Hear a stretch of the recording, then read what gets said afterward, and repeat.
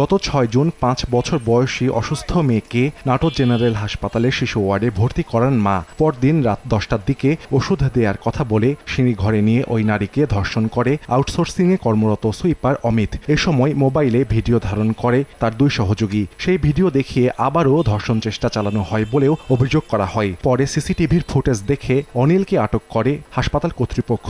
ভুক্তভোগীকে উদ্ধার করেন আনসার সদস্যরা।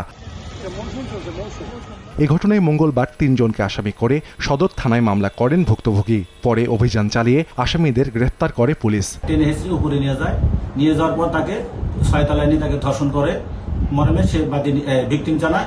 পরবর্তীতে সে তার সহযোগী ২ জন আসামি তারা দূর থেকে তার দর্শনের ভিডিও করার চিত্র ধারণ করে বলে আমাদেরকে প্রাথমিকভাবে জানিয়েছেন এবং এই বিষয়ে আমরা অভিযোগ প্রাপ্তির সাপেক্ষে ২ ঘন্টার মধ্যে ৩ জন আসামিকে গ্রেপ্তার করেছি। এদিকে সদর উপজেলায় প্রতিবন্ধী এক কিশোরীকে ধর্ষণের অপর ঘটনায় ওসমান নামে এক মুদি দোকানিকে আটক করেছে পুলিশ।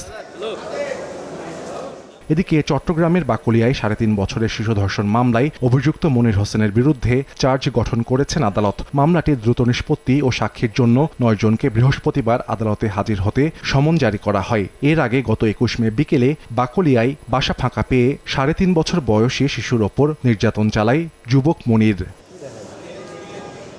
সাহাল আব্দুল্লাহ আলভি, সময় সংবাদ।